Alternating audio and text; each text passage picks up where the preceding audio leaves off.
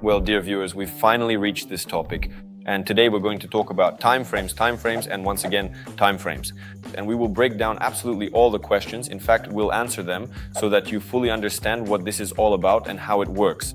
Currently, I do live streams every Tuesday and Thursday each week, let's put it that way, and I constantly encounter questions about various strategies, indicators, technical analysis, and everything else that we generally cover, both during the live streams and in recorded formats like this. In this kind of format, basically the videos that I hope you enjoy watching. And very often the question comes up like, Ernest, yes, the strategy is interesting and good, but on which time frame should it be used? Or what expiration time do you use here? And in general, there are a lot of questions specifically not so much about the strategies themselves, but about the expiration time, that is, the duration of the trade, to put it simply. And roughly speaking, about the time frame, so let's quickly go through this today in express mode, answer all the common questions, and I'll explain the logic behind why I make trades this way and why in general it's worth making trades this way. So let's move over to the chart and take a look at what a time frame actually is. We see that we have something like H1 at the bottom, and we can see directly, I'm sure you already know, where to switch the time frame, the interval on the chart, right here at this spot. Accordingly, when we change the interval, it's obvious that the candles change as well.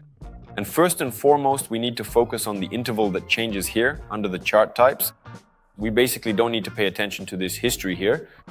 It doesn't give us anything. Well, you can switch here too, but it's much more convenient to switch right at this point. I think that's true for you as well. So getting back to the time frame itself, right? Look, if we're talking about any kind of trades or any kind of strategies, basically any strategy can work on any type of chart.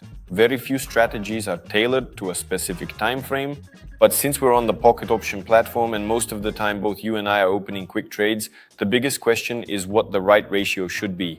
Look, when one candlestick equals 1 minute, our expiration time should be from times 4, meaning from 4 minutes, so we should enter trades with an expiration time of at least 4 candles. If we want to set an expiration time shorter than 4 candles, then it makes sense to simply lower our time frame, so to speak, and it's better to do our analysis when we have more candles, more peaks of these candles, though there will only be one actual peak. For example, if we place a rectangle at this point, let's go ahead and do that.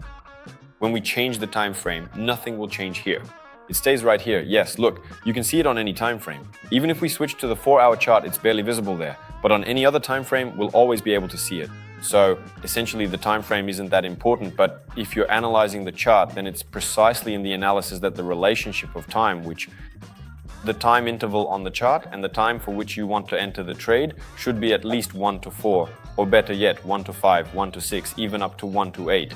And why should you do it this way? Because a lot of traders enter trades in the following manner. They wait for a candle to close. Let's say we see that it will close in 56 minutes, and then they enter a trade for just one candle. Why is this a mistake? Because it's very difficult to predict where a single candle will go.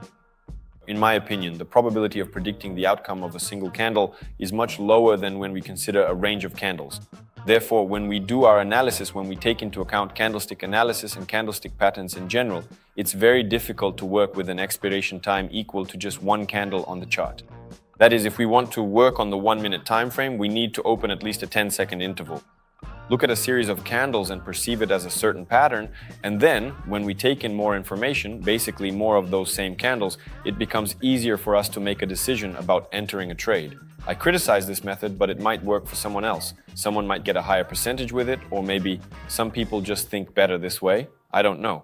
Maybe there are situations where this approach is also suitable. But if you're asking me how I recommend doing it, I recommend working exactly this way. In all other cases, the time frame doesn't carry that much weight. It's not that crucial because, as I've already shown you, the peak will be the same for us. Or what's much more important is the fact that we need to switch between time frames during our trades. Why do we need to do this? Because, for example, we might be trading on a 30-second time frame, but the expiration time, let's say, is 3 minutes. And we see that, yes, we seem to have an upward movement, we're moving like this, everything looks good, and let's say we open a trade following the trend, but we didn't check the higher time frame, so we remove it like this and see that, in principle, we were right. The uptrend was there and it remains. But now we have the first reversal point. Let's mark it with a horizontal line like this. Then we get a second reversal point. And roughly speaking, somewhere here is the third one. So if we don't switch to the higher time frame, we simply won't see this reversal point on the 30-second interval at all. And here we already have a triangle forming, the breakout from which can somehow be anticipated, predicted, and analyzed. So what you absolutely need to know about time frames is that you must constantly switch between them to see the bigger picture. So let's continue. I've already explained that you need to use 2 time frames, and I've shown why you should do this and why I use a ratio of about 1:4 between the time frame and the duration of my trade. Because basically, in order to perform any kind of analysis, I need a certain number of candles, and that's exactly where the 1:4 ratio comes in. Up to 1:8, it works and it delivers. Because if, for example, we analyze a 10-second chart, and with a 10-second time frame, we enter a trade, well, let's take some really critical values to make it more interesting and easier to understand with an exaggerated example. Let's say we enter a trade for 7 minutes. Well, what difference does it make to me what level was formed here, right? Let's say we show it here. What difference does it make to me what level was formed here? Because for a 7-minute trade, this is an insignificant level. In other words, there are just too many candles here for my 7-minute trade to make sense. So I need to use the 1-minute time frame, but the levels that are significant on the 5-second time frame won't always be shown on the 1-minute chart, as in this example. That's why, in order for my signals to work, for me to see certain patterns, to analyze a series of candles and predict where the price will go, I need my expiration time to be at least somewhat reasonable. In relation to the candles I see on my chart, that's exactly why we use this kind of ratio. And once we operate within this specific ratio, it doesn't really matter which indicator strategy we use or where we draw our levels and so on, because it will all really be the same. Well, for example, let's turn on the same Keltner indicator, for instance. Oh, I already have it enabled, so let's just turn it on. Let's display it like this, yes, with a multiplier of 3, which is how I often trade with it. And we can see that on the 1-minute chart, it will be one example, and on the 3-minute chart, it will be a different example. Accordingly, on the 15-second chart, it will also actually be different. Let's find some breakout from the range, and I'll show you with a good example. Look, on the 15-second chart, we can see that we recently broke out and we can open a sell trade. But if we switch to the 3-minute chart, we'll see that not only are we not at the peak, but we're actually at more than reasonable levels. And you see, that's kind of the whole point. If we're trading on the 15-second chart and we enter a trade for 7 minutes, it seems like everything lines up and everything is fine. Just imagine, 7 minutes, that's 4 and 1, so 28 candles have to pass. A lot can happen in those 28 candles. A lot can happen on the chart in those 28 candles, but for a 3-minute trade, we're not even close to the boundary yet, so we still have to sit and wait. And if we take a more reasonable event, like at least a 1-minute time frame, we see that we're somewhere in the middle between those two extremes. That's why you need to use such a system, because if you're looking at a 7-minute trade, that's one scenario. But if you're looking at a 1-minute trade, that's a completely different scenario. In that case, you can't use the same candles. So, with an indicator-based strategy, if you use the wrong expiration time, it has a huge impact. And this is a fairly common mistake. A person takes and copies some strategy, but then sets random timeframes, random trade durations, constantly changing them in ways that make no logical sense at all. The point is to sum it up. First, no matter what, it's always better to look at several timeframes. This is the one you are trading on, the higher one, and secondly, if you haven't yet found or chosen the best option for yourself, the one that will be most convenient for you to trade with, then it's better to use a ratio from 1:4 up to 1:8. For example, if we have a 1-minute time frame, that's from 4 minutes to 8 minutes. If, for instance, I most often trade on 30 seconds, then we take from 2 minutes up to 4 minutes. Sometimes, of course, you can deviate from this as well. I'm just giving you some guidelines so you can build a system. Obviously, if I'm sitting and trading and I realize there's about to be a sharp squeeze, I can reduce my expiration time down to a minute, even on this chart, because it just doesn't make sense for me to switch to a 10-second time frame or something else. There can be individual cases. But for you to have a system, because I understand it's always easier to trade within some kind of clear system. Here you go, 1:4 up to 1:8. Right now, I suggest we find some interesting situations where we'll be looking at a series of time frames and we'll gain an advantage precisely because we're doing it this way. Or basically, we'll open a few trades, which I hope will be successful today. Let's take a look and start searching. Some levels, and maybe I'll show you an example. By the way, right now we're at the breakout of this triangle. We reviewed this currency pair, at least I did, when I was talking and sharing the theoretical part of the information on this topic. We were looking at it and we can see that we're at this level. Yes, at the moment we can't break through it, and I actually drew this level when I was on the 3-minute time frame. I remember that perfectly. This little corridor formed even before that and we drew it. This is one of the advantages of switching from one time frame to another. Now, when we come back, we see that the breakout has happened. So let's try to enter a 3-minute trade upwards because there hasn't been such a sharp breakout before. Of course, it could be a false breakout, and if so, we'll average out because right now we're seeing an exit from this triangle. We'll try to catch this movement. While time is passing, I'm thinking about what else I can say about time frames. And I feel like I've already covered all the main points. It's not such a complicated topic. But if you have any questions that weren't addressed in this video, be sure to write them in the comments. We answer all comments sooner or later, and sometimes we even make videos on certain comments. So if you still have questions, definitely write them down. Let's do it. Let's keep the conversation going in the chat. We'll answer and address all subsequent questions. But as I already mentioned, at this point, I don't really know what else I can explain because everything is pretty straightforward, especially if you stick to this ratio. We still have a minute and a half, maybe even a bit more to observe. It just so happened that we basically entered at the highs here. Then we had a sharp breakout that didn't go through. Nothing to worry about. We'll keep watching the trade. In a minute and a half, when it closes, we'll make a decision. Maybe we can easily move higher now and even close in profit. So as we can see, despite the breakout, the price has returned to this range and it's behaving rather strangely. That's why basically we won't stay on this chart for too long. We'll increase the amount of our entry directly and we'll go look for something much clearer. Actually, another very important thing is some thoughts are coming to me as I record this video. Why is it important to switch from one time frame to another? Because we can often misjudge the overall trend behavior. We might think we're in a downtrend, but in reality, we're in a sideways trend. I actually mentioned this at the beginning of the video, but now as I switch between currency pairs, I encounter this situation very often. That's why even if, for example, my working time frame is 30 seconds, sometimes it's convenient to immediately turn on a higher time frame, like 2 or 3 minutes, so that you can immediately see some major support and resistance levels from which, in principle, you might be able to enter a trade. Honestly, I also find it both surprising and amusing when some traders open a 1-minute trade but analyze the chart on a 3-minute time frame. They look at it and say, okay, there's a very important level here, so basically there will be a bounce from it. Well, yes, there will be a bounce from it, but you have to consider your expiration time. It's even less than a single candle, basically. So even if, let's say, we're expecting a bounce here, for that bounce to actually happen, you need at least, 2 or maybe 3 candles, right? It's not all going to happen instantly. So how can you enter for just 1 minute here? I get it when the trade duration is much longer compared to the chart time frame. That's one thing.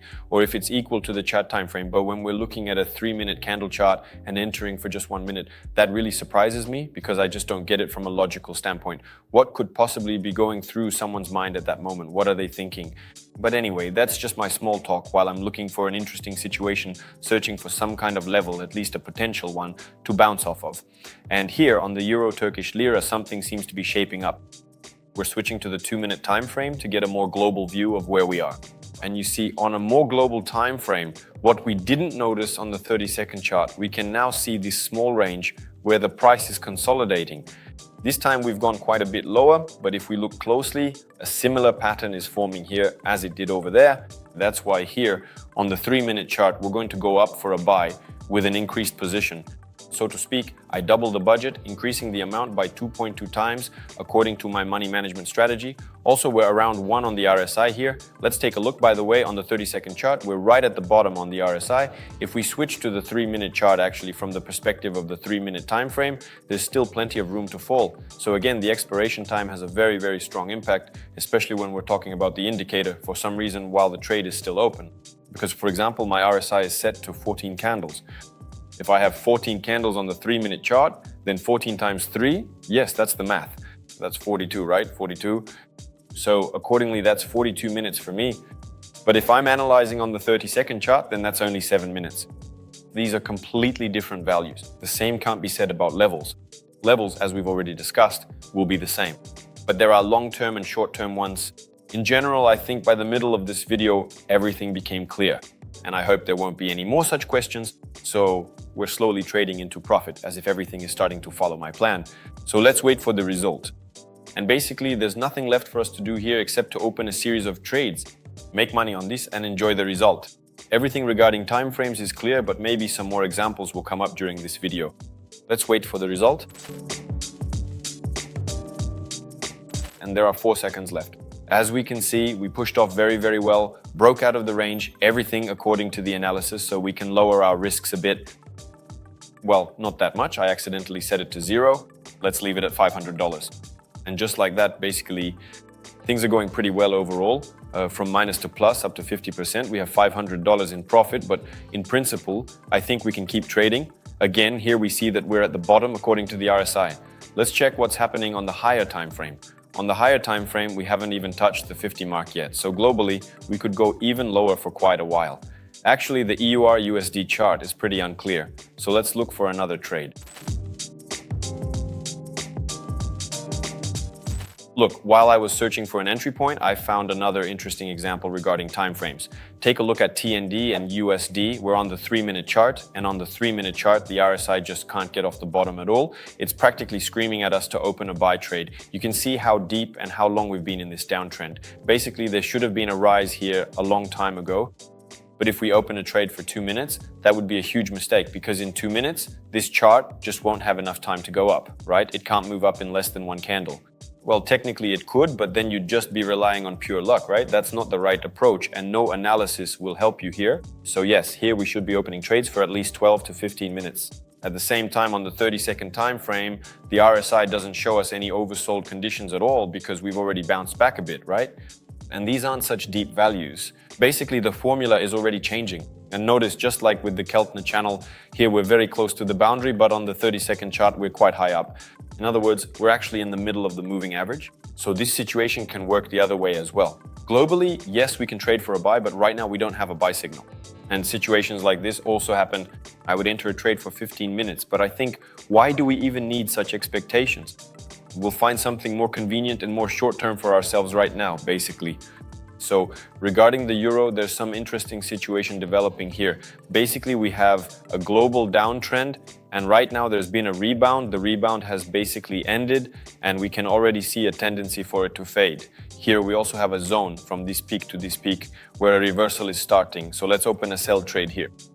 Basically, this isn't the best entry point for us, at least in terms of the Keltner channels, because as you can see, we're starting to move down right from the moving average. Some people actually use the moving average in the Keltner channel as a starting point for a rebound. But here I want to rely more on technical analysis rather than the Keltner indicator. And again, by using the higher time frame, remember this, I see that there's more of a tendency towards selling here. Again, the trade is following the overall downward trend after some peaks, these ones here, which in any case are moving lower and lower. Each peak in principle is getting lower and lower. Here it was a bit higher, but I don't think that's worth paying too much attention to. So relying more on technical analysis, I'm expecting a sell here. We still have 2 minutes left in the trade, so let's wait for the result.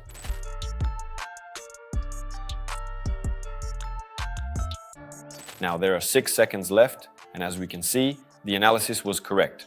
In this big confrontation, my idea based on technical analysis actually broke through the Keltner moving average. I basically never use it. In fact, even when I do use it, I often turn off the middle line, this one right here, it's not there. So yeah, that's just a little side note. Meanwhile, we have 3 trades on the account. 2 of them are positive. 1 was covered with an overlap. So for now, I still want to keep trading. Basically, the chart, the market allows for it. And by the way, look at what happened. We traded this currency pair at the very beginning. We broke upwards, then came back down. And when we broke through the triangle, you can see what a strong squeeze there was. That's pretty much what I expected, but we had already locked in a loss and left this currency pair. So that's how it goes. We'll look for something else. So EUR, CHF, we've already been here. I looked at something and didn't like it. Let's maybe check out crypto. Why not? Let's look for some interesting entry point here, but again, let's go back to the higher time frame and see what's happening globally. We thought we were falling, but globally, at least recently, we've actually been growing quite well. If we look even more globally, though we really don't need to, on an even larger scale, we're actually in a bit of a sideways range. At least in reality, there's a significant level here, but that's still quite far off. So if we go back to the 30-second time frame, and think about whether it's possible to make any trades here, I actually think that from around this range, yes, it's more than reasonable to consider a short-term sale, specifically in accordance with this expiration time. Because, well, on the 3-minute chart, yes, it seems like we're also going up, but as we can see, that's not exactly the case. So I take something in between these two. It seems to me that the level of this consolidation is quite strong. We'll try to enter from it. If we get a loss, it's not a big deal. We'll use the second step of our averaging strategy and look for something else. For now, let's try to catch this move. On the 30-second chart, I'm also a bit concerned about the RSI. We're close to its peak and it seems like we should be reversing. Basically, judging by the history, Bitcoin and so on, we see that the RSI here very rarely breaks through its peaks. And even if it does, like here, it usually returns very quickly to its baseline values. That's why I still want to see a sell-off, a squeeze downward, and I hope we'll profit from it. Let's wait for the results.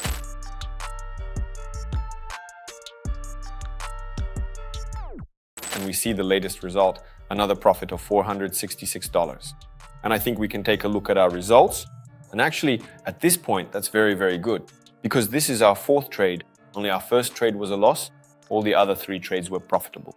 On this wonderful note, we'll basically wrap up our video. By the end, we earned $1,500. I think a 75% win rate is very good. That will be more than enough, because we've already spent a lot of time today specifically on the theory of time frames. As I mentioned before, if anything is still unclear to you, be sure to write in the comments. If you haven't started trading with us yet on the Pocket Option platform, make sure to follow the link in the description. There you'll also find a promo code that you can enter during registration to get great bonuses on your first deposit. For example, sometimes we offer bonuses of 50%, 90%, or even 100%, especially if you join our weekly live streams on Tuesdays and Thursdays at 8 p.m. At least that's when they're held right now. Well, I think that's all. I've covered all the myths, all the ideas, all the rules, everything I could about time frames. So thank you for watching this video. Once again, I'd really appreciate your like and comment. Well, I'll see you in the next videos. Stay in touch.